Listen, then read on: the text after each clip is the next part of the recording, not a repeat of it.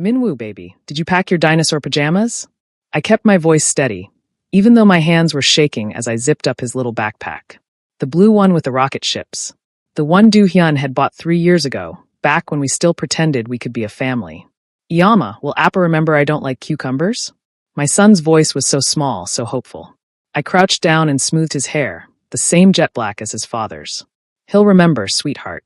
Liar, I thought. You don't even know what he remembers anymore. The parking lot of the family court building was nearly empty at 5 in the evening. Golden autumn light slanted across the asphalt, making everything look softer than it was. I held Minwoo's hand as we walked toward the designated meeting spot, a painted yellow line between 2 parking spaces, like that could somehow divide our lives cleanly. Then I saw him. Kong Do-hyun stood beside a black sedan, hands in the pockets of his tailored coat, looking like he'd stepped out of a corporate magazine. Tall, broad-shouldered, devastatingly composed. 3 years, and he'd only gotten sharper. More untouchable. Everything about him still made my chest hurt. Appa! Minwoo's hand slipped from mine before I could react. He ran across the parking lot, backpack bouncing, and Do-hyun caught him like it was the most natural thing in the world. Like he'd been doing it every day. Like he hadn't missed the first 4 years of our son's life because his family decided I wasn't good enough. I watched Do-hyun lift Minwoo into his arms, watched our son wrap small hands around his father's neck, and something inside me cracked open. Do-hyun's eyes found mine over Minwoo's shoulder. Dark. Searching. I looked away first. Jaemin. His voice was exactly the same. Deep and careful, like he was always measuring his words. I forced myself to walk forward, each step feeling like I was walking toward a cliff edge. Do-hyun. I kept my tone neutral. Professional. He needs to be back by 6 p.m. on Sunday. He has art class Monday morning. I remember. And he's been having nightmares lately, so I'll take care of him. The certainty in his voice made my jaw tighten. You don't get to sound that sure, I wanted to say. You don't get to waltz back in and act like you know him. But I bit my tongue. For Minwoo's sake. Do-hyun set our son down gently, then reached for the backpack I was holding. Our fingers brushed, barely a second of contact, and my breath caught. His scent hit me like a wave. Cedarwood and something crisp, something that used to mean home before it meant heartbreak. He froze too. I saw his pupils dilate, saw the way his throat worked as he swallowed. You still smell like home, he whispered. The words were so quiet I almost thought I'd imagined them. But then his hand closed around mine, warm, firm, possessive in a way that made my omega instincts flare despite every rational thought screaming at me to pull away. I yanked my hand back. Don't. One word. That's all I could manage. My heart was pounding so hard I thought he'd hear it. Do-hyun's expression didn't change, but something flickered in his eyes. Hurt, maybe. Or resignation. Minwoo, say goodbye to Iyama, he said softly. My son hugged me tight, and I buried my face in his hair, breathing him in. Be good, okay? I love you. Love you too, Iyama. I stood there in that parking lot long after the black sedan pulled away, until the sun dipped low enough that the air turned cold. My phone buzzed in my pocket, but I didn't look at it. I just stood there, trying to remember how to breathe normally again. Before I tell you what happened next, subscribe to Starry-Eyed Lovers, and tell me where you're watching from. The apartment felt too quiet without Minwoo. I made myself dinner, instant ramen, the cheap kind, and ate it standing at the kitchen counter because sitting at the table meant staring at his empty chair. The TV played some drama I wasn't watching. Outside, the city hummed with Friday night energy, but inside these 4 walls, everything felt hollow. My phone buzzed again. I'd been ignoring it all evening, but curiosity finally won. I unlocked the screen. Unknown number. Minwoo asked why you look sad when you smile. I didn't know how to answer him. My chest constricted. I knew that number. I deleted it 3 years ago, but I still knew it. I stared at the message for a full minute, fingers hovering over the keyboard. What was I supposed to say? Because you broke me? Because every time I look at our son, I see the life we could have had? I locked my phone and set it face down on the counter. But the words kept echoing in my head. Why you look sad when you smile? Out of the mouths of children. Minwoo saw everything, understood more than I gave him credit for. The truth was, I'd been asking myself the same question for 3 years. I picked up my phone again. He's perceptive. 3 dots appeared immediately. He was waiting for me to respond. Do-hyun, he gets that from you. Something twisted in my stomach. I remembered the way Do-hyun used to look at me, back when we first bonded. Like I was the only person in the world who mattered. Before his father found out. Before the threat started. Before he made his choice. Me, don't do this. Do-hyun, do what? Me, pretend like we're friends. Like this is normal. The dots appeared and disappeared 3 times before his response came through. Do-hyun, I'm not pretending anything. I just want you to know he's safe. I almost threw my phone across the room. Safe. He wanted me to know our son was safe. As if I'd ever doubted that. As if the problem was ever about Do-hyun's ability to protect Minwoo. The problem was that he'd chosen his family's empire over us. I typed and deleted 5 different responses before settling on. Me, thank you. I didn't sleep that night. I kept reaching for Minwoo in the bed beside me, forgetting he wasn't there. Every creak of the old building made me jolt awake. By dawn, I'd given up entirely and sat by the window with cold coffee, watching the sun rise over Seoul's endless skyline. My phone buzzed at 7 a.m. A photo. Minwoo in dinosaur pajamas, grinning at the camera with a waffle covered in too much syrup. The message below read, "He says to tell you the waffles are almost as good as yours." I smiled despite myself. Then I noticed the background of the photo, a kitchen I didn't recognize. Marble countertops, designer appliances, floor-to-ceiling windows overlooking the city. Do-hyun's penthouse, probably. The one his family bought him when he took over as CFO. The one that could have been ours. I set my phone down and pressed my palms against my eyes, willing myself not to cry. Saturday crawled by. Sunday was worse. I cleaned the apartment twice, reorganized Minwoo's bookshelf, and made 3 different batches of banchan I didn't have the appetite to eat. By 5 p.m., I was parked outside the family court building again, 30 minutes early, watching the clock on my dashboard tick forward with agonizing slowness. Do-hyun's sedan pulled up at 5:58 p.m. Minwoo burst out of the back seat and ran to me, chattering about the aquarium they'd visited, the pizza they'd made from scratch, the movie they'd watched. I held him and nodded and made all the right sounds, but my attention kept drifting to Do-hyun. He looked tired. There were shadows under his eyes that hadn't been there on Friday. "Thank you for bringing him back on time," I said stiffly. "Of course." Do-hyun hesitated, then pulled something from his coat pocket. An envelope. This fell out of his backpack. "I thought you should have it." I took it, frowning. It was sealed, cream-colored paper, expensive. The kind of stationery the Kong family used for official correspondence. "What is it?" "I don't know. It was already sealed when I found it." Something about his tone made my stomach drop. I looked down at the envelope, at the embossed logo in the corner, Kong Medical Laboratory, and felt the world tilt. Do-hyun's hand shot out, steadying me. "Jaemin, don't touch me." I pulled away, clutching the envelope in Minwoo's hand. My son looked between us, confused, worried. "Yama, are you okay?" "I'm fine, baby. Let's go home." I didn't look back as we walked to my car. But I felt Do-hyun's eyes on me the entire time, burning into my spine like a brand I could never quite erase. That night, after Minwoo fell asleep, I opened the envelope. Inside was a DNA test.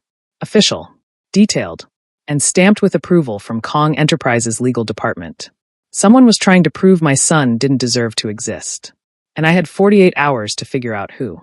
"Yama, why does Apple look sad every time you leave?" Minwoo's question came out of nowhere on Thursday morning, right in the middle of brushing his teeth. I froze with his lunchbox half-packed, a triangle kimbap suspended in my hand. "What makes you think he looks sad, baby?" His eyes get all droopy, like when I have to leave the playground.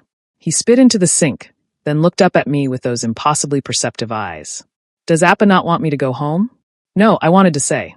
Asterisk, he doesn't want either of us to leave. That's always been the problem. Appa loves spending time with you," I said instead, dodging the real question. "Now finish up, or you'll be late for school." But the question haunted me all day. I couldn't focus on the illustrations I was supposed to be finishing for a children's book commission. Every time I put pen to tablet, all I could see was Do-hyun's face in that parking lot. The way he'd looked at me like I was oxygen and he'd been drowning. My phone buzzed.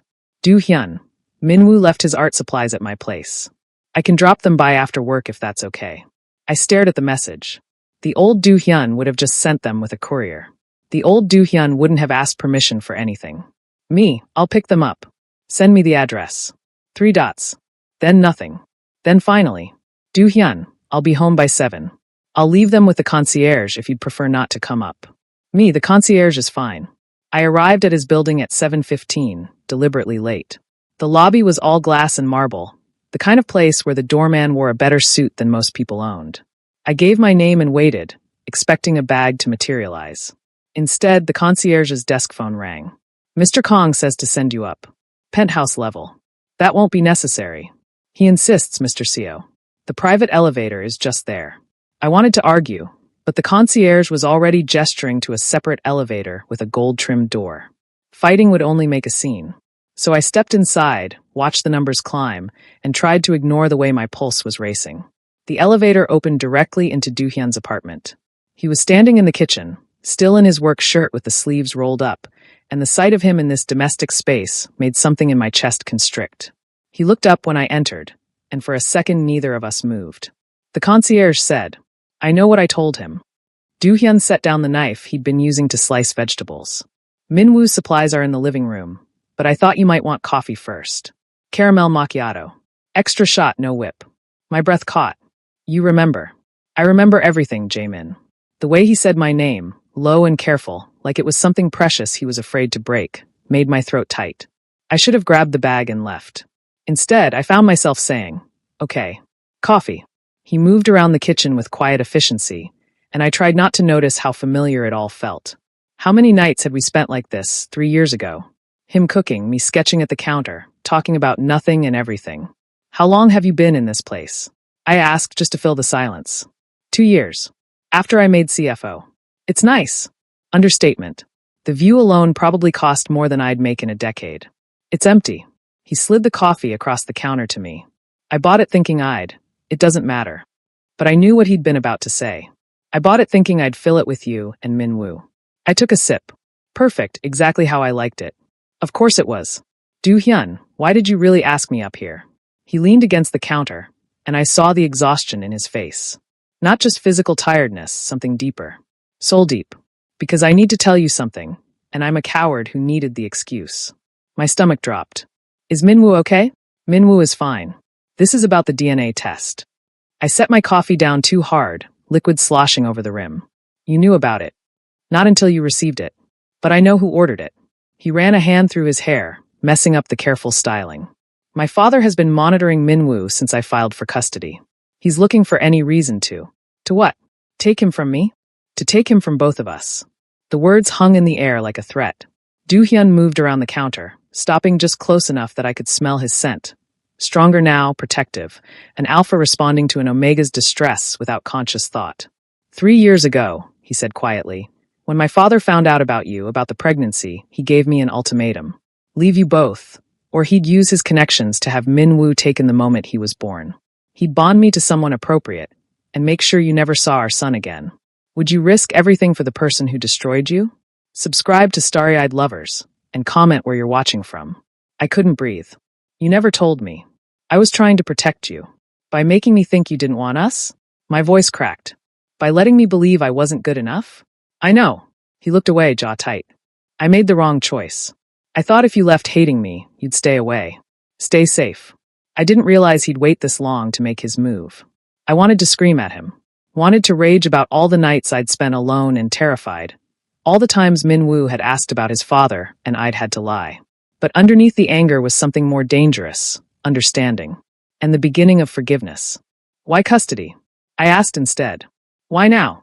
Because it's the only legal protection I can give you. If I have partial custody, my father can't claim you're an unfit parent. He can't just take Minwoo without going through me first.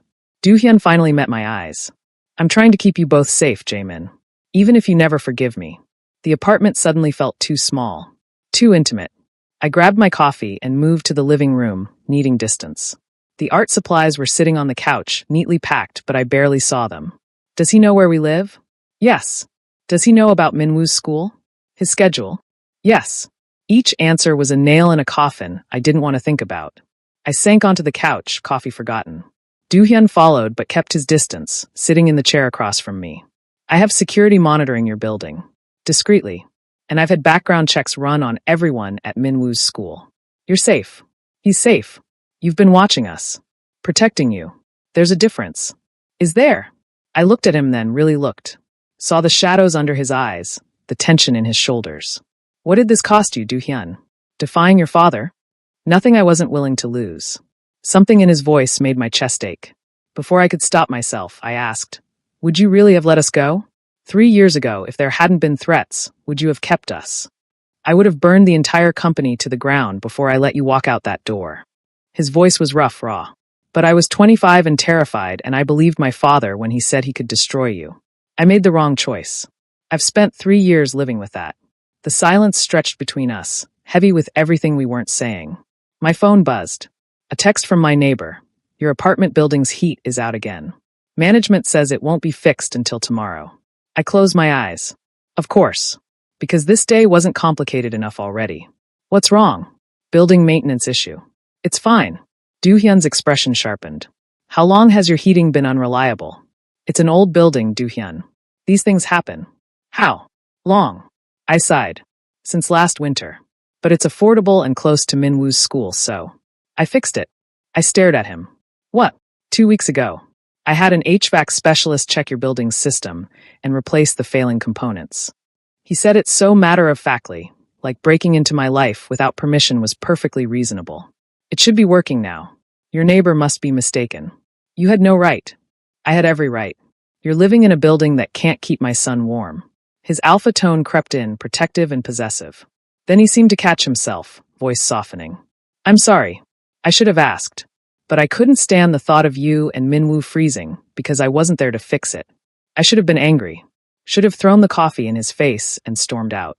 Instead, all I could think was how tired I was of being strong, of handling everything alone, of pretending I didn't miss this.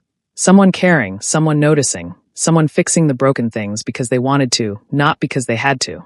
You can't just insert yourself into our lives because you feel guilty, I said, but the protest sounded weak even to my own ears. This isn't guilt. He leaned forward, elbows on his knees. This is me trying to be what I should have been 3 years ago. Even if all you ever let me be is Minwoo's father, I'll take it. But don't ask me to stop caring, Jaemin. I couldn't if I tried. My phone buzzed again before I could respond. Different neighbor. Asterisk never mind, heat just kicked on. Feels like new. Lucky us, asterisk.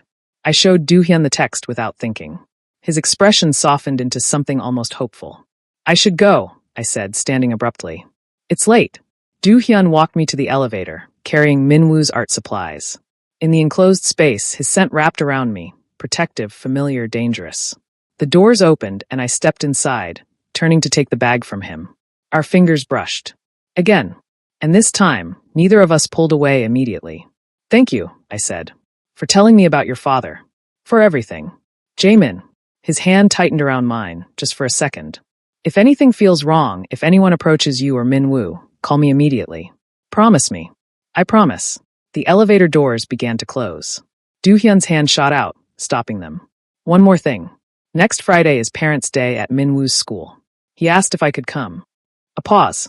Would that be okay? I thought about my son's question that morning. Why does Appa look sad every time you leave? Thought about the DNA test and threats I didn't fully understand yet. Thought about how complicated it was to hate someone who was trying to protect you. Okay, I heard myself say. But we need boundaries, Do-hyun. Clear ones. Whatever you need. The doors closed, and I watched him disappear as the elevator descended. My hand still tingled where he'd touched it. That night, I couldn't sleep again. But this time, it wasn't the empty bed or worry about Minwoo keeping me awake. It was the memory of Do-hyun's voice saying I remember everything like it was a confession. Like remembering was the only thing keeping him alive. I pulled out my phone, scrolling back through 3 years of deleted messages I'd never quite managed to erase from the cloud. Found the last one he'd sent the night I left. I'm sorry. For everything. You deserved better than this. Better than me. I'd never responded. Had blocked his number before I could change my mind. Now I typed out a new message. Me. Minwoo wants to know if you'll teach him to ride a bike. He's been asking. The response came 90 seconds later. Do-hyun, I'd be honored. This Saturday? Me Saturday. I set my phone down and stared at the ceiling, wondering what I was doing. Wondering if letting him back in, even just for Minwoo, was the bravest or most foolish thing I'd ever done. Outside my window, Seoul hummed with midnight traffic. And somewhere across the city, in a penthouse that was too big and too empty, I imagined Do-hyun was staring at his phone too, holding on to the fragile thread of connection we'd just rebuilt. My Omega instincts whispered that this was dangerous. That letting an alpha back into your life after heartbreak was asking to be destroyed all over again. But maybe, just maybe, destruction wasn't the only possible ending. Appa, you're going too fast. Minwoo's laughter echoed through the park as Do-hyun jogged beside the wobbling bicycle, one hand steady on the seat. Saturday afternoon sun filtered through the cherry trees, casting dappled shadows across the path. I sat on a nearby bench, sketchbook forgotten in my lap, watching them. Do-hyun slowed his pace. Better. Better. Yama, look. I'm doing it. I see, baby. You're doing great. But I wasn't really watching Minwoo. I was watching Do-hyun, the careful way he gauged our son's balance, the patience in his voice, the smile that reached his eyes for the first time in years. This was the alpha I'd fallen in love with. The one who'd existed before corporate pressure and family expectations had carved away everything soft. My phone buzzed. Unknown number. Your son is beautiful. It would be a shame if he grew up in such humble circumstances. Ice flooded my veins. I stood so fast my sketchbook tumbled to the ground. My eyes scanned the park, families, couples, an old man feeding pigeons. No one looked threatening. No one was watching us. Another buzz. Unknown number. The Kong family takes care of its own. Even the imperfect ones. Jaemin. Do-hyun was suddenly there, Minwoo's bike abandoned on the path. His hand touched my elbow and I flinched, nearly dropping my phone. What's wrong? You're shaking. I showed him the messages without thinking. Watched his expression transform from concern to fury in seconds. His scent spiked, aggressive, protective, pure alpha dominance that made my omega instincts curl up in confused terror and desire. Minwoo, stay right there, Do-hyun called out, voice controlled despite the rage in his eyes. Then to me, quieter. We need to leave. Now. Do-hyun. They're watching us. I need to get you both somewhere safe. He didn't wait for agreement. Just scooped up Minwoo's bike with one hand and guided us toward the parking lot with the other. Our son complained about leaving early, oblivious to the tension crackling between his parents. 20 minutes later, we were back in Do-hyun's penthouse. Minwoo was settled in front of the TV with snacks, and Do-hyun had made 3 phone calls in rapid succession, each one clipped and commanding. When he finally hung up, his jaw was tight enough to crack. My head of security is tracing the number, but we both know who sent those texts. I was pacing, unable to sit still. Your father, or someone working for him. Same thing. Do-hyun moved to pour himself a drink, then seemed to think better of it. I should have anticipated this. The DNA test was just the opening move. What does he want? Control. He always wants control. Do-hyun's laugh was bitter. But this time, he's overplayed his hand. Threatening you directly gives me legal recourse. Legal recourse? I stopped pacing, staring at him. Do-hyun, he just threatened our son. I don't care about legal recourse. I care about keeping Minwoo safe. Which is exactly what I'm trying to do. He crossed to me, stopping just close enough that I had to tilt my head back to meet his eyes. But I need you to trust me. Can you do that? Trust. Such a simple word for such an impossible ask. I don't know, I admitted. You're asking me to trust the same person who walked away 3 years ago. I'm asking you to trust the person who's standing here now. His voice dropped lower. The one who's spent 3 years building enough power to protect you. The one who's willing to lose everything, again, if it means keeping you and Minwoo safe. Something in my chest cracked. Why? Why go through all of this? You could have just moved on. Found someone your family approved of. Had the perfect alpha life. Because I tried. The confession came out raw. I tried to forget you. Tried to convince myself it was better this way. Lasted exactly 6 months before I realized I was dying from the inside out. You want to know why I'm doing this? He stepped closer, and I could feel the heat radiating off him. Because a life without you and Minwoo isn't a life. It's just existence. I couldn't breathe. Couldn't think. His scent was everywhere, triggering memories my body had tried so hard to forget. Lazy Sunday mornings, whispered promises, the feeling of being utterly, completely wanted. Do-hyun, you don't have to say anything. I know I don't deserve forgiveness. But please, his hand lifted, hesitated, then gently cupped my cheek. Please let me protect you this time. Let me do what I should have done 3 years ago. The touch was everything. Too much and not enough. My eyes burned with tears I refused to let fall. What if your father doesn't stop? What if legal recourse isn't enough? Then I'll handle it another way. Something dangerous flickered in his expression. My father has forgotten that I learned everything I know from him, including how to destroy someone completely. A crash from the living room made us both jump apart. Minwoo had knocked over his juice box, and suddenly we were just 2 co-parents dealing with a minor disaster, the charged moment broken. But as I helped clean up the spill, I felt Do-hyun's eyes on me. Felt the weight of what he'd just confessed settling into my bones. Have you ever had to trust someone who broke you? Share your story, and tell us where you're watching from. We stayed for dinner. It felt safer somehow, being in Doohyun's fortress of glass and steel. He ordered Thai food, Minwoo's favorite, and we sat around his massive dining table like a real family. Our son chattered about school and friends and the bike riding, and for brief moments, I could almost pretend the threats didn't exist. After Minwoo fell asleep on the couch, exhausted from the day's excitement, Doohyun carried him to the guest room. I followed, watching him tuck our son in with such tenderness that my throat went tight. "He looks like you when he sleeps," Doohyun murmured, brushing Minwoo's hair back. "Same little furrow between his eyebrows. He has your stubbornness." Poor kid. A ghost of a smile. Doomed from both sides, we stood there in the doorway, shoulders nearly touching, watching our son breathe. The domestic intimacy of it was almost painful. "I should get him home," I said, not moving. "Stay." One word. But the way Doohyun said it, quiet and desperate, made it sound like a prayer. "Doohyun, just for tonight. Please. I have a security system here. Cameras. A panic room if it comes to that." He finally looked at me. "I can't protect you if you leave. We can't keep running to you every time something goes wrong." "Why not?" The question hung between us, weighted with everything we weren't saying. Asterisk, why not let me back in? Why not give us another chance? Why not admit you still feel something?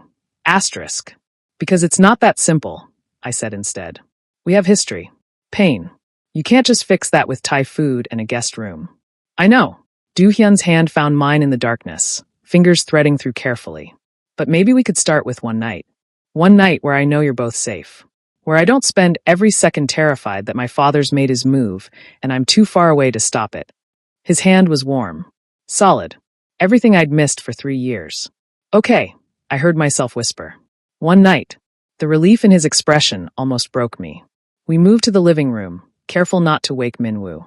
Doohyun poured wine, expensive, red, the kind that probably cost more than my monthly rent. We sat on opposite ends of his designer couch, a careful distance maintained. Tell me about the last 3 years, Doohyun said quietly. Minwoo's first steps. His first words. Everything I missed. So I did. Told him about the terrifying early months, learning to be a single parent while pregnant and alone. About Minwoo's first smile, his obsession with dinosaurs, the way he hummed when he colored. Doohyun listened like I was describing the secrets of the universe, absorbing every detail. His first word was Iyama, I said, smiling at the memory. But his second was Appa. Even when you weren't there, he knew. Somehow he knew. Doohyun's jaw tightened. I'm sorry I wasn't there. I know. Do you? He set his wine down, turning to face me fully. Do you know that not a day went by when I didn't think about you? When I didn't wonder if you were okay, if the baby was healthy, if you hated me as much as I hated myself. Stop. My voice cracked. You don't get to make this about your pain.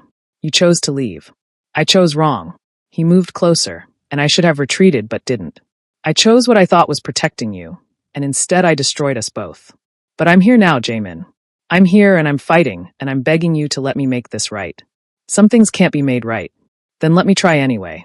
His hand lifted again, and this time when he touched my face, I didn't pull away. His thumb traced my cheekbone, and my eyes fluttered closed despite every warning in my head.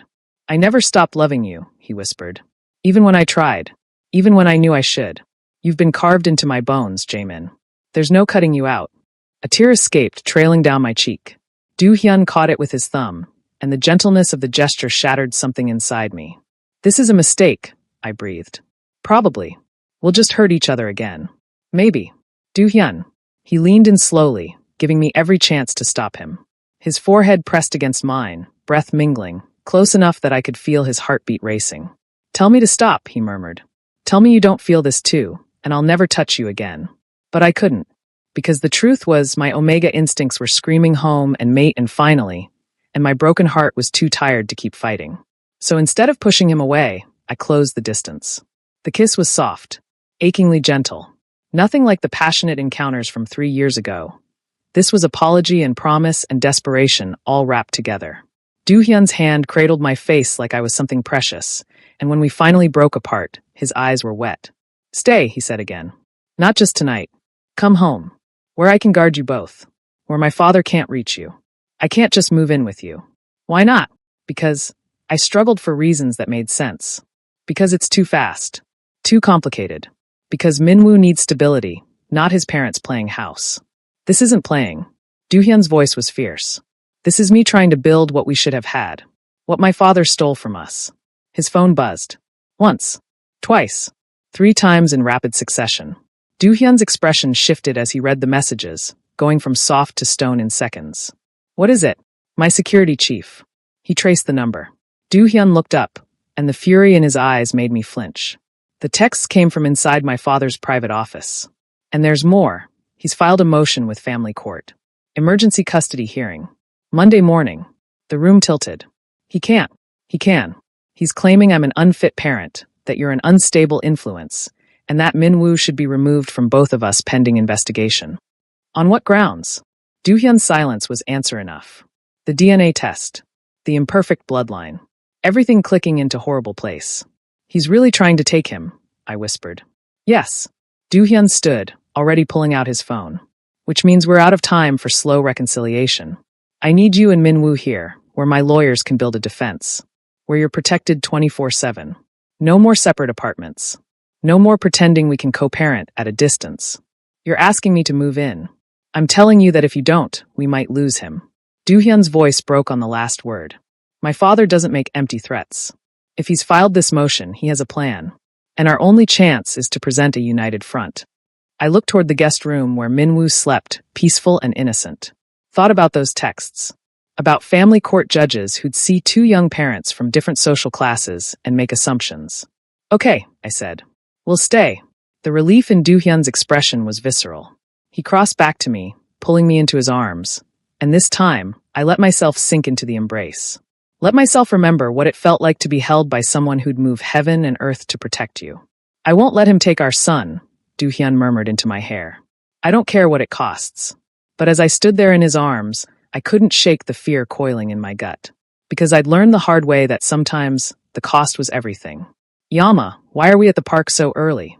Min-woo's small hand squeezed mine as we walked through the empty playground Monday morning. The custody hearing wasn't until 10, but I'd needed air. Needed to feel like the world was still normal before everything changed. I thought we could watch the sunrise together, baby. Is Appa coming? Not this time. Do-hyun was already at the courthouse with his legal team, preparing our defense. We'd spent Sunday moving essentials to his penthouse, avoiding the elephant in the room. That we might not be coming back together. That a judge might decide neither of us was fit. The sky was turning pink when I heard footsteps behind us. I spun around, pulling Min-woo behind me instinctively. A man in an expensive suit stood at the park entrance, flanked by 2 security guards. Even from a distance, I recognized the Kong family resemblance. The same sharp jaw, the same calculating eyes. Do-hyun's father, Mr. Seo. His voice was smooth, cultured. We haven't been formally introduced. I'm Kong Jin-ho. Every Omega instinct screamed danger. Stay away from us. I'm not here to threaten you. He dismissed the guards with a wave, stepping forward alone. I'm here to make you an offer. I'm not interested. You haven't heard it yet. He stopped a respectful distance away, hands visible. 10 million won. Transferred immediately to any account you specify. In exchange, you voluntarily relinquish custody of Min-woo to the Kong family. The number was obscene. More money than I'd see in a lifetime. You want me to sell my son. I want to give him the life he deserves. The best schools, the best opportunities, a future without struggle. Jin-ho's expression didn't change. You're a good father, Mr. Seo. Which is why you'll consider what's truly best for the child. What's best for him is staying with his parents. Is it? Jin-ho pulled out his phone, showing me a series of photos. My apartment building. Min-woo's school. The children's bookstore where I sometimes worked freelance. You're barely surviving. 1 medical emergency, 1 missed commission, and you're homeless. Is that what you want for him? My hands shook with rage. Get away from us. 20 million. No. 30. Final offer. Take it, and I'll ensure you have visitation rights. Refuse, and I'll make sure you lose everything in court today. He stepped closer, voice dropping. I've done my research, Mr. Seo. Unmarried Omega parent, unstable income. History of depression after the birth. My lawyers will paint you as unfit and Do-hyun as an enabler. You'll both lose him. Yama. Min-woo's voice was small, frightened. Who is that man? Before I could answer, a car screeched to a halt at the park entrance. Do-hyun burst out, still in his court suit, eyes wild. When he saw his father standing near us, something savage crossed his face. Get away from them. Jin-ho turned, unruffled. We were just having a conversation. We're leaving. Do-hyun was already moving toward us, placing himself between his father and Minwoo. Now, the hearing is in 90 minutes, Jinho called after us. See you in court, son. The family courthouse was cold. Sterile. Everything about it felt designed to strip away emotion and reduce lives to paperwork. Do-hyun sat beside me in the waiting room, his lawyer, a sharp woman named Park Mi-sun, reviewing documents with terrifying efficiency. The judge is known for traditional views, Mi-sun said quietly. We need to emphasize stability, commitment, and the strength of your co-parenting relationship. What about his father's threats? I asked. Circumstantial. The texts came from his office, but can't be definitively traced to him personally. She glanced at Do-hyun. We focus on what we can prove, that you're both competent, loving parents who are actively building a stable home for Minwoo. Minwoo was with a court-appointed child specialist, being interviewed. The thought of strangers asking my son questions about his home life made my stomach churn. Do-hyun's hand found mine under the table. We're going to win this. You don't know that. I know I'm not letting him take our son. His grip tightened. Whatever it takes. The courtroom doors opened. The hearing was a blur of legal terminology and character witnesses. Jinho's lawyers painted a picture of two young, irresponsible parents playing house. Emphasized my financial struggles, Do-hyun's lack of prior involvement, the concerning living arrangement we'd just established. Then they brought out the DNA test results. Your Honor, this analysis reveals genetic markers indicating the child has recessive omega traits, Jinho's lead attorney announced. In alpha bloodline families, this can indicate future complications requiring specialized care and resources beyond what the current living situation can provide. I felt Do-hyun go rigid beside me. Are you suggesting, Mi-sun cut in sharply, that a child's genetic makeup determines custody rights? I'm suggesting that the Kong family has resources specifically suited to this child's unique needs. Needs that neither parent, separately or together, can currently meet. The judge, a stern woman in her 60s, looked unimpressed.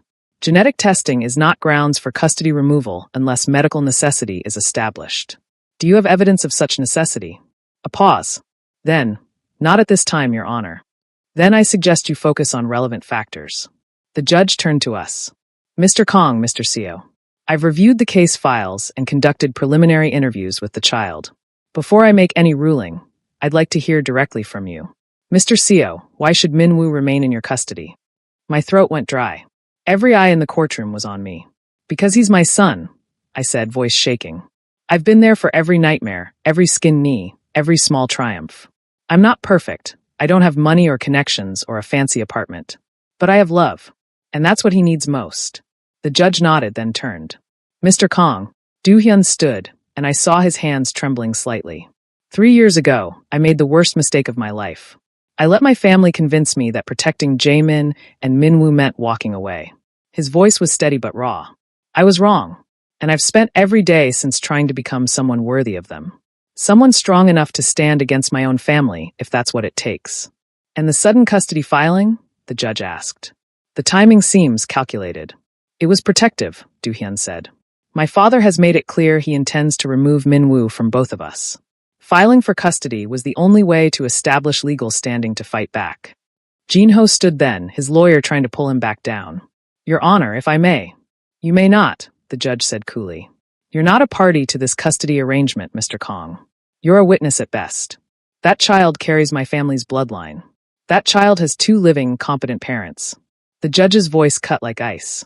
Your preferences are noted but irrelevant to my ruling. The courtroom went silent. I'm ordering a 30-day observation period, the judge finally said. Minwoo will remain with Mr. Seo and Mr. Kong in their current living arrangement. A social worker will conduct weekly visits. At the end of 30 days, we reconvene. Her gaze swept over Jinho. And Mr. Kong Sr., if I hear of any interference, any threats, bribes, or contact with the child outside supervised visits, I will hold you in contempt. Are we clear? Jinho's jaw tightened. Crystal, Your Honor. We made it to Do-hyun's car before I broke down. Great, heaving sobs that I'd been holding back for hours, days, years. Do-hyun pulled me against his chest, his own hands shaking as he held me. We won, he murmured. We won, Jaemin. For 30 days. It's a start. It's more than we had this morning. He pulled back enough to cup my face, thumbs wiping away tears. I meant what I said in there. I'm not letting him take our son. I don't care if I have to burn the entire Kong Empire to protect you both. That's your family. Your inheritance. You're my family. The words came out fierce. You and Minwoo. Everything else is just noise. Minwoo was waiting inside with Mi-sun, clutching the dinosaur toy Do-hyun had bought him. When he saw us, his face crumpled. Are you sad? Did something bad happen? I knelt down, pulling him into my arms. No, baby. Nothing bad. Happy tears. We get to stay together? Do-hyun crouched beside us. Yeah, Minwoo. We get to stay together. Our son looked between us, then threw his small arms around both our necks, pulling us into an awkward three-way embrace. Over his head, Do-hyun's eyes met mine. And for the first time in 3 years, I saw something other than regret there. Hope. That night, after Minwoo was asleep, Do-hyun and I stood on his penthouse balcony. The city sprawled below us, millions of lights in the darkness. I got a message from my father's assistant, Do-hyun said quietly. He wants to meet. To discuss terms. Terms for what? My resignation from the company, probably. An agreement to stay away from family business in exchange for leaving us alone. He turned to me. I'm going to take it. Do-hyun, that's your entire career. It's a job. He stepped closer, and the city lights reflected in his eyes. I can get another job. I can't get another you. Another chance with Minwoo. His hand found mine on the railing. I've been building my own portfolio on the side for 2 years. Waiting for the moment I could finally cut ties. This is it. You'd give up everything for us. I'd give up everything to keep you. He turned fully, both hands framing my face now. 3 years ago, I chose wrong. I let fear decide. But I'm choosing now, Jaemin. I'm choosing you. I'm choosing the family we could be. The vulnerability in his voice shattered my last defenses. I'm terrified, I whispered. Terrified of trusting you again. Of believing this is real. Then let me prove it. Do-hyun's forehead pressed against mine. Every single day. For as long as you'll let me. What if your father doesn't stop? What if? Then we fight. Together. His voice dropped lower, intimate. Come home, Jaemin. Not to this apartment. Not to any place. Just to me. The way you used to. The way I never stopped hoping you would. The title words, spoken in the parking lot weeks ago with confidence, now trembled with desperate need. And I realized something. He'd never let me go. Not really. Even when I'd walked away, even when he'd forced me to leave, some invisible thread had kept us bound. The bond we'd formed wasn't something that could be severed by distance or time or even betrayal. I never really left, I admitted. Part of me has been waiting for you to fight for us. To prove that what we had was worth the war. It was. It is. Do-hyun's hand slid down to my waist, pulling me closer. I'll spend the rest of my life proving it if that's what it takes. Have you ever loved again after loss? Share your story in the comments. I kissed him then, not soft and tentative like before, but certain. A promise and a claiming all at once. Do-hyun responded with a desperate sound, arms wrapping around me like he was afraid I'd disappear. When we finally broke apart, both breathing hard, he whispered against my lips. Stay. Please. I am staying, I said. For 30 days, remember? No. His eyes bore into mine. Stay forever. Marry me. Build this life with me.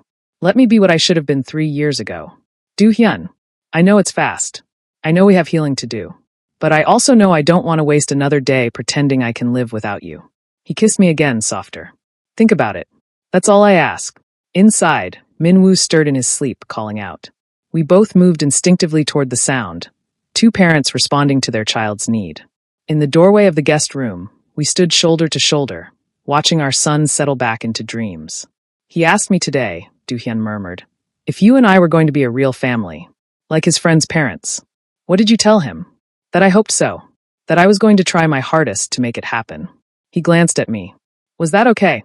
Instead of answering, I took his hand. Led him back to the living room. Pulled something from my bag that I'd been carrying since the hearing. A small velvet box. Do-hyun's eyes widened. Jaemin, you're not the only one who kept something, I said quietly.